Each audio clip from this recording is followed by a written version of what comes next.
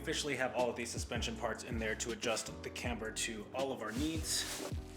The last thing we need to do is just dial in all of the fitment, get the arms adjusted how we want it, get the camber how we want it, get the ride height how we want it, so we gotta adjust the coilovers a little bit, adjust all the arms and get the camber and the ride height sitting exactly how I want to get it to sit. But first, I have taken off the 15 mil spacer that I had on here and I'm adding this 25 mil spacer, but in doing so, I had to shave down the wheel studs at first, so these are no good anymore. I can't get a lug nut to sit on there properly how it's supposed to, so it's safe.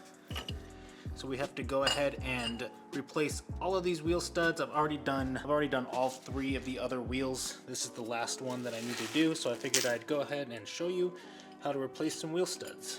It's actually super simple and easy to do, so it takes about 5-10 minutes. In the rear of the BRZ, you're going to take a 17 mil and you want to take off this brake caliper. There are 2 17 mils in the back of the caliper, one right here and one on the top right here. All right, once you get those bolts off, just take off the caliper, let it sit in the back over here somewhere out of the way.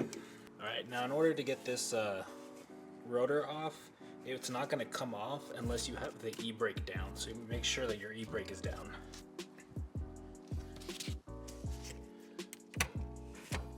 Once the e-brake is down, this should come off pretty easy on a newer car. If there's a lot of rust and stuff on there, it might get stuck on here, but if you use this, I don't know if you can see this, the 12 mil bolt on the brake line, it's actually the exact same size as these threads. You can thread it into here and it'll push the rotor out for you. All right, here comes the fun part.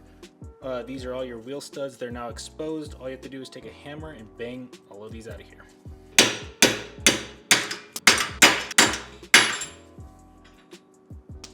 These are all trash now. You're gonna dangle this wheel stud into the back right here. Get it in. You're gonna take this wheel stud installer. You can get it for like $10-15 off Amazon. Makes your life a whole lot easier. You're gonna put it over the wheel stud. Put an old lug nut. I would use an old one because if you don't want to strip your current lug nuts, then I would not use new lug nuts.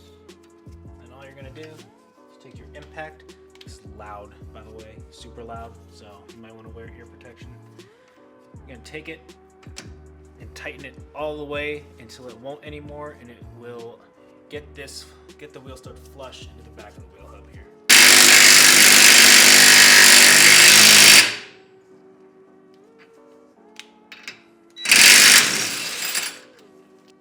And just like that, guys, it's on. Super easy, super simple, and you're just gonna repeat for all the rest of them. All right, finished all that up. Gotta put the rotor back on here. Now we just gotta put our brake back on, and we can go ahead and get our 25 mil wheel spacer on there. Make sure you guys torque these bolts back on the brake caliper to 85 foot-pounds.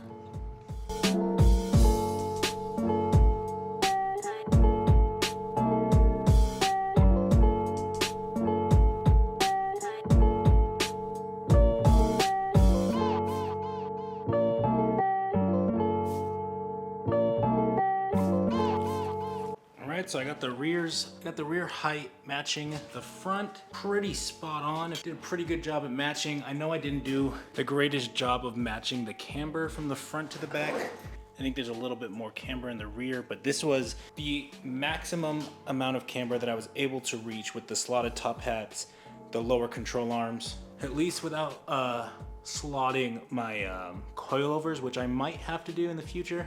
We went with a 25 millimeter spacer in the front, maxed out all the camber that we could, and we went with a 25 millimeter spacer in the rear and a 5 millimeter, so it's 30 altogether. But now the ride height is matching pretty evenly across, and I think I was able to lift it up just enough so I feel like my exhaust is pretty safe. Yeah, no, the exhaust is pretty good now. All right, so it's officially alignment day. The car isn't the most stable that it's ever been. The toe's a little bit off in the rear wheel, and it's got a little bit of wheel wobble. And as you can see, we have to drive all the way across town to get this alignment, because believe it or not a lot of people want to align lowered stance cars. I'm fighting for my life to keep this car straight right now.